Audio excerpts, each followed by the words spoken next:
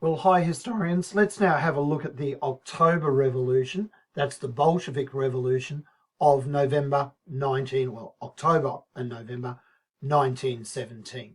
Let's explore this a little bit as a group. Firstly, let's cover the time between the February-March Revolution and the October-November Revolution. We've spoken about this in a previous flip video. You've seen that there were strikes and demonstrations, the importance of International Women's Day's demonstration at the time, and a mutiny of the troops. I've already stumbled a couple of times over the dates. February, March, October, November. Remember, Russia in 1917 is operating on the Russian calendar, and so what they're calling the February Revolution actually occurs in March on our calendar. What they would call the October Revolution actually happens in November 1917. Where we left the story, between March and October, there's a power struggle existing in Russia between a moderate, liberal, middle-class, aristocrat-led provisional government led by Alexander Kerensky and a working-class, Bolshevik-infiltrated Petrograd Soviet. Now, the aim of the provisional government was to stay in place in a self-appointed sort of form until they had popular elections with reformed election procedures and voting procedures that would elect a new parliament that would be referred to as the Constitutional Assembly. It would be a democratic Duma, if you like. The Constitutional Assembly would never, however, take place because of this October Revolution. As I've mentioned before, Alexander Kerensky is a really key figure in the provisional government. He straddles the fence, if you like, between the provisional government and the Petrograd Soviet. He is the only member of both. He's a socialist. He's in the provisional government and plays a significant role there. He's also a member of the Petrograd Soviet. He seems to be trying to have his cake and eat it too. He's having a bit each way and trying to satisfy both sides without actually being able to do so. The key leaders at this time on the Bolshevik side are Vladimir Lenin and Leon Trotsky. They were both in exile in February 1917 when the revolution came, and both hurry back to Russia as soon as the provisional government takes power.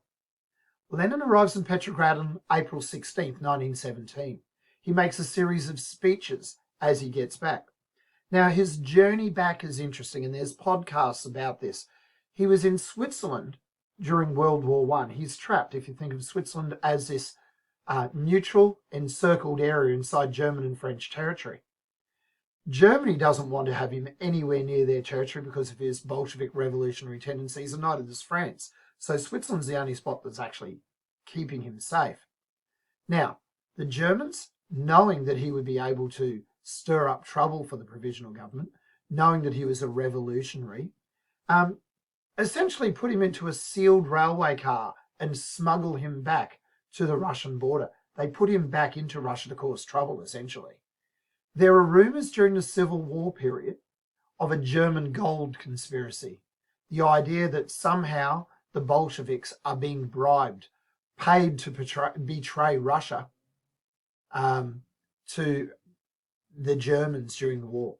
That somehow the Bolsheviks are being paid off by the Germans to bring Russia down during World War I.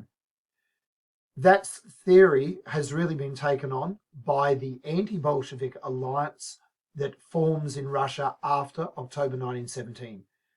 If the Bolsheviks start to be referred to as the Reds, well, their opposition, their counter-revolutionary alliance, their enemies during the Civil War become known as the White Russians, the Whites.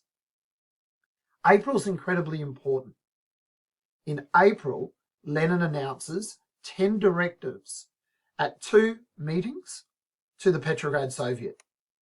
These directives, these statements of intention, these orders, if you like, to the Petrograd Soviet come out on April 17th and are referred to as the April Theses. Okay, one thesis, multiple theses. Now, the key ideas are listed here, and they're worth getting your head around and thinking carefully through. Key amongst them is that the Bolsheviks and the Petrograd Soviet are not to cooperate, and this is any Soviet, with the provisional government. They would not take part in any constitutional assembly. They weren't going to play any part in that. They would continue a revolution until the workers had triumphed, until a Marxist revolution come through, and they considered they were taking action against the middle, the moderates. The next big slogan that came out really is peace, bread and land. This becomes one of the resounding slogans of the Bolsheviks. By peace, they mean end World War I. By bread, end the food shortages, get food to everyone who needs it in the country, especially those in the cities. And land is redistributing aristocrats' lands, their estates in the countryside, to the farmers, a sort of agricultural redistribution of property. They have other ideas in these 10 directives: the abolition of the army, the police, and the public service, the bureaucracy. They're going to nationalise all the banks. The government will take over all banks of Russia. That they would change the name of the Social Democratic Party, the Bolshevik Party, to the Communist Party. And that doesn't happen for some time. But from this point on, we start to have the word Bolshevik and communist being interchangeable. During the period of March to October 1917, the Bolsheviks become incredibly popular. They increase their membership. It has formed its own private army known as the Red Guards. These Red Guard units, led by Leon Trotsky, who I've got in the corner here, this portrait of him with his goatee beard, his high dark hair, his small steel-rimmed glasses. 2 attempted seizures of power by the Bolsheviks, however, failed during this time. The most famous of those was in July 1917. There's one other major seizure attempt of power, one coup attempt, and it is the Kornilov affair. When General Kornilov, leader of the Russian armies in the provisional government stage, leads this aristocratic military coup against the provisional government. It fails. What's really notable about its failure is that the army in Petrograd really refused to support a general. And this reveals an opportunity to the Bolsheviks. There's a sense that the provisional government cannot rely on the army, and the army can't rely on the army to support them either. So having a look at these images very quickly, we have Trotsky in our corner here. Top corner over there, that's the provisional government. Below, a meeting of the Petrograd Soviet. And there's a large amount of artworks that show Lenin arriving back by train in Petrograd just before the April theses.